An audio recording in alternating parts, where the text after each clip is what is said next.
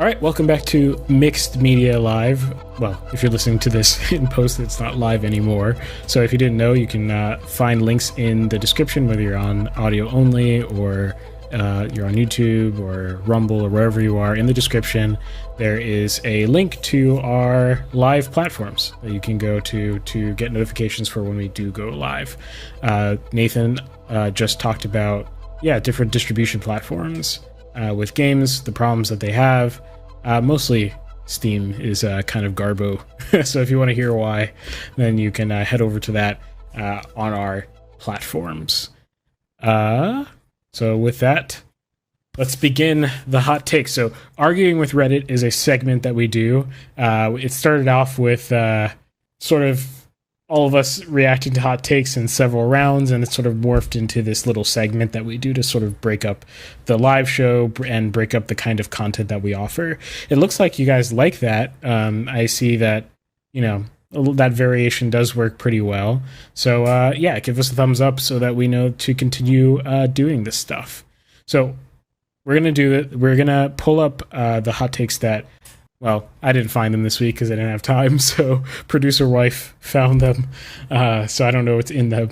And Nathan found, I don't know, did you find one for yourself yet? Or at all, Ben? Or I have something I can respond to if I don't have a screenshot of it. All right, let me start with one of these random ones here. So I think this one comes from producer wife Steph, and it says, I think this was kind of a meme one. What does the fox say is good on a musical level, with the exception of the annoying noises the singer makes during the drop? Really random internet opinion here. And the song's outro is actually amazing. The giant buildup of tension and release that happens after the final chorus has a ton of emotion in it, and it's really well done. I'm not sure why they wanted to put what's supposed to be this epic emotional climax at the end of a song that's entirely a joke. That entire joke is annoying noises funny, but it's very good. With 24 upvotes, 17 comments, 87% upvoted. Thank you, Aizuki, for your hot take. I don't know that I can really say anything on this. I'm not even sure that I've ever heard the whole song. I may have heard, I think I know the chorus, but I really don't know that I've heard the song, so I don't know that I can speak intelligently about it.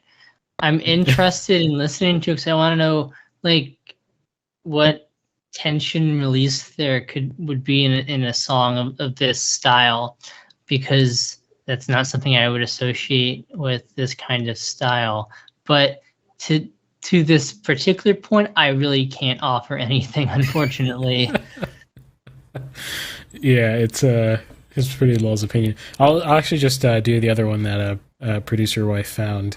So this one says, it doesn't matter if it's quote-unquote real music, it only matters if it sounds good. And their explanation of that is, I just don't get people who immediately dismiss today's music because there are no guitarists or drummers playing instruments. I understand people just don't like new music, and that's fine, but most people don't even give it a listen because it's not real music. Before you say anything, my parents played me their music from the 80s and told me new music sucks because it's not real. I do concede I was really into ABBA. What's that? That's ABBA. ABBA, like the band? Oh, that is the band's name. Okay, I thought it was an acronym. I'm not familiar. I was a simple kid, so I believed them. I then really realized that I think new music is great. They can't stand the idea of music without guitarist or drummer. I looked at reviews and articles about this, and so many people share this opinion. I can't tell you what to like, but if that is you, why do you care about the realities than if it sounds good? 46 upvotes. Thank you, James, on r/unpopular opinions. I've heard this take before, actually, surprisingly. One other time that synthetic music is inherently worse than non-synthesized music because there are no instrumentalists or whatever. Yeah, so I don't know that this person is really wording this in the best way, because what I think they mean is that they're upset with people who say that the contemporary American, presumably American, but like, obviously there's some other, countries that would fall into this bracket too. But we'll just say American. We'll scratch country. I think what they mean is that a lot of contemporary pop music is not real music compared to classic rock or like things more closely aligned with classic rock. And I mean, one, I don't know that I've really have encountered that, and two, I mean, look, if you're gonna argue that, I mean, that's a pretty limited. You're really limiting yourself, because music is way more than just like the Beatles to, I don't know, Journey or something like that. Like, this music is way bigger than that. Like across time, and also like across, even within a given time, across cultures. So I mean, you need to, if you're going to make that argument, you got to first phrase it exactly how, phrase it correctly. And so not only do I think this actual post is phrasing it correctly, but I think that the person, the kind of thing that people they're responding to are also probably not phrasing that correctly. But if we just limit it to like rock and roll through like even indie music today, but still involves a lot of acoustic instruments versus the kind of synthesized world that started coming around in the end of the 70s. So even if we just limit ourselves to that, if we really want to respond to this, I mean, you can ask yourself what music is. And that's a really in-depth question. It doesn't really have an answer. But yeah, I mean, I agree.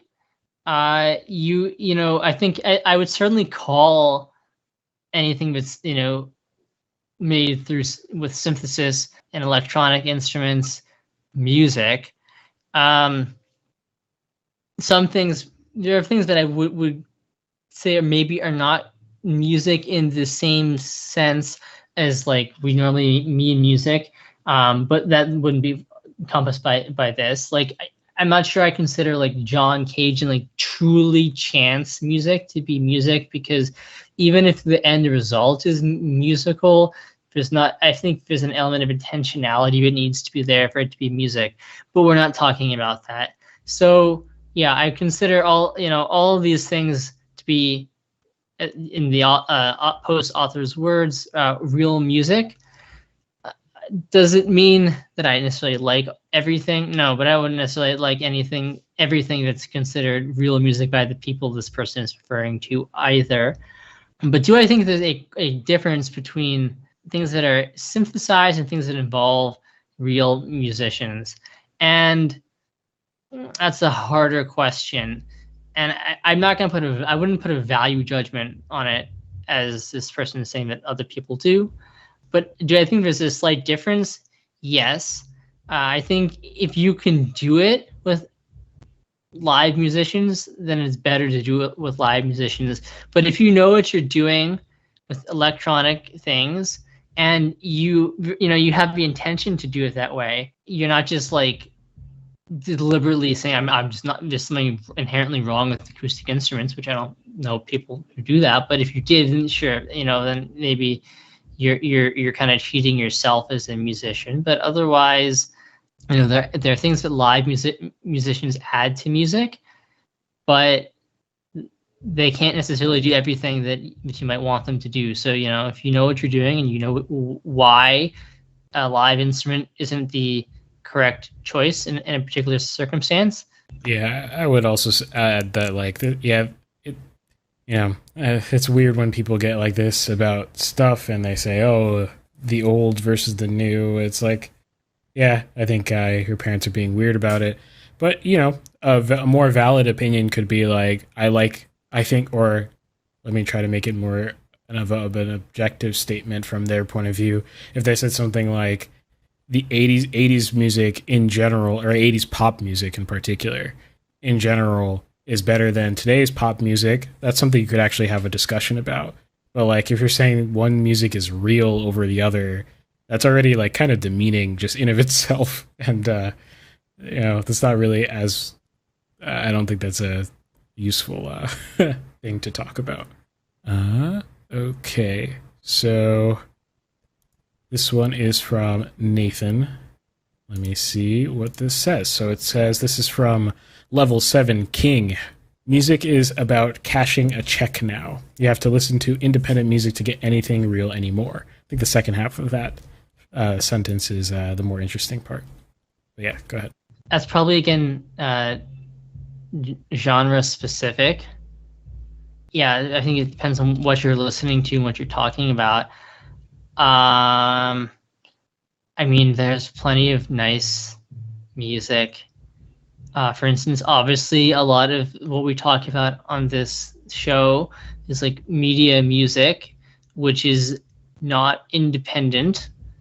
You know, you're contracted to write something. You don't own it at the end of composing it.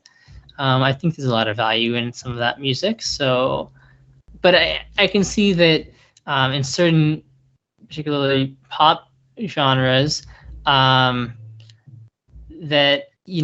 some things may come off as being more artificial from larger labels, but again, I think it probably varies by what person you're talking about too, because I think a lot of these bigger people do care about music.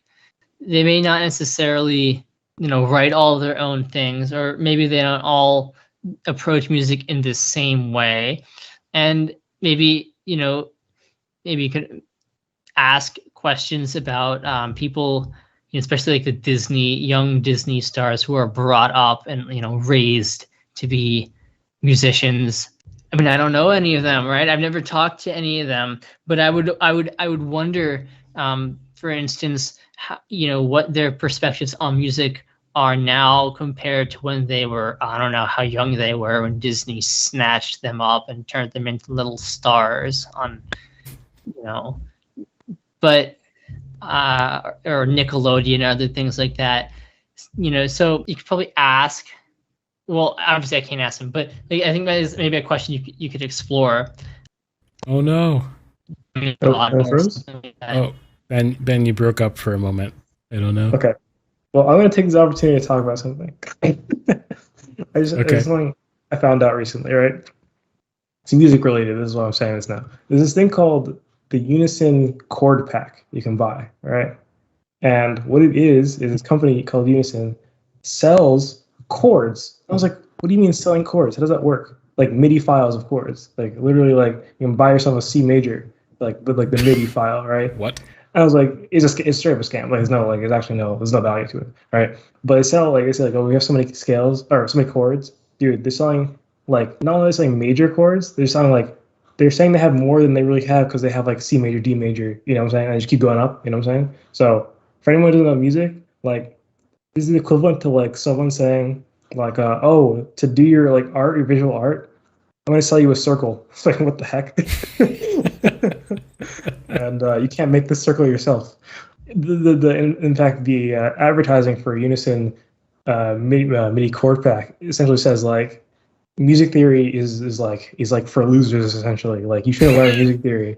Just grab our chord pack, because if you're learning music theory, the first one of the first things you learn is what a chord is and how to construct basic chords, major and minor chords, right? And then from there you learn more advanced chords, whatever, and stuff like that, right? But literally what they do is say, you don't need that. What we're gonna do is we're gonna do chords, and you just gotta put them lined up. That's how you make. That's a recipe for very, very generic music. First off, number two, you can get MIDI chord packs for free, literally, because they're just simple. As I said, it's as simple as selling a circle. You can find programs with circles in them for free. You know what I'm saying? It's not a big deal. But yeah, and the whole. We have C major, we have D major. That's like saying not only do we have a circle of 1 unit radius, we have a circle of 2 unit radius. It's dude, you just shift the chord up, dude. Isn't that hard? But yeah, that's actually mind blowing. I don't. Yeah, I don't even what do you do? You buy it and then what? You could just. Yeah, you get the MIDI file for all the chords, so you can drag it into your DAW. But it's why don't you just make it yourself in the DAW? You can't just hit the 3 notes on the piano. Nope. Apparently that's too complicated. It has to be even simpler. That's you can't use the free ones that exist. Apparently that's not good. Don't limit salesmen, man. They can sell anything. That's pretty crazy. That's fascinating. What were you saying before, Ben, though, before you cut out? Because you're fully back now. Oh, what was I saying? I guess, I mean, I understand though that like on some level, a lot of popular music does feel more, tightly produced and managed, and therefore maybe at least it probably seems less authentic than a lot of indie stuff. But to be fair, indie artists are also kind of going after money in the same way too, or else they can't survive, right? So they're equally as motivated by profit in some way. In some ways, I would say, because maybe it's some level you don't worry about profit, but like anything that's like large and indie has to worry about profit, and then at that point, is it really that different? I don't know. I just say, like, I think these kinds of mentalities, like, I don't think there's not this great divide between economics and art. They are intertwined. If you try to create that great divide, you'll find very easily that either the arts die or the economics die, and that's okay. That's literally just the constraints of reality. That's okay. Yeah. I'll give you an example. Like, take someone who's super popular. There are many examples of these people. If you look at their careers objectively, you would say no decision they made early in their career correlated with something they could expect to make money from because of trends or algorithms or anything like that. It's because they thought that they were reaching for, making good art, right? And what ends up happening is it resonates, and it's okay. You can make good art that doesn't connect well. I think the bridge between those things is kind of what I'm going to be talking about in my segment. But like, is marketing. You have to put effort into people knowing who you are. But that's a different question from whether people will like your stuff. Those are two different questions. If they never hear your stuff, they can't decide whether they like it or not, right? So, the example I was going to give was like, take like a Kendrick, right? Like, his most acclaimed album, To Pimp a Butterfly, if you listen to that thing, it does not sound like the time that it was produced in. It doesn't sound like anything, actually. It sounds extremely delicate, at the same time extremely complex, very well thought out. The jazz influences are more extreme than they used to be in like older hip hop. They're just, it's amazing stuff, but you wouldn't know it. You wouldn't guess that would be the thing to blow up, but he made it anyway, right? Because he cares about making money, of course, but like, he also just made a thing that he wanted to share that he thought was good, actually. So I think the biggest common denominator, or the I shouldn't say that, the biggest thing you can do for yourself always is to just become a better artist. That's always the biggest thing you can do for yourself. Yeah. I think it's also sort of the whole like Beethoven narrative that somehow I think has also worked its way even into contemporary pop music, where the kind of way oversimplified narrative is that all the other big composers, or pretty much every composer out there prior to Beethoven, was an employee of somebody, and they wrote music when they're asked to write music. Bach was employed by various churches, and they would say, you need to write a mass this weekend, so you write a mass for each weekend. Or Haydn, was employed by the Esterhazy like family, and with their own orchestra, and they said, great, we want a new symphony for our party next weekend, so you got to write a new symphony. And Beethoven comes along and it's like, I'm going to write music, and I'm not going to I'm going to sell it, and I'm not going to be employed by somebody. But that's a really oversimplified view of what Beethoven did. It's not like Beethoven only wrote pieces he wanted to write. He was commissioned all the time. He just didn't have one sole employer for a long term. So it's part of that narrative that if you are an independent artist, you can create independent art, and it's of greater value and greater artistic merit. That's really not a very accurate narrative. In fact, if you want to convince yourself of this fact, go to r/, what is it, the composer one, the No, not the. It's like r/original music. That's the interesting one. I think that has all the. I'm sorry to say, lower quality stuff on there. But go there. All those people are independent artists. Is that a qualifier for good stuff in of itself? No. Like, even go on r/short films, and how many of those people are noteworthy on that platform? You know, I mean, a lot of people are on their way to somewhere potentially, but that's, you know, being underground or indie is in of itself a badge of honor, I don't think. And I think people stress that way too much. You can find better stuff in the indie world, and you can also find better stuff in the commercial world. It doesn't have to be this great divide. And your hot take, Ben, what was the thing you wanted to respond to?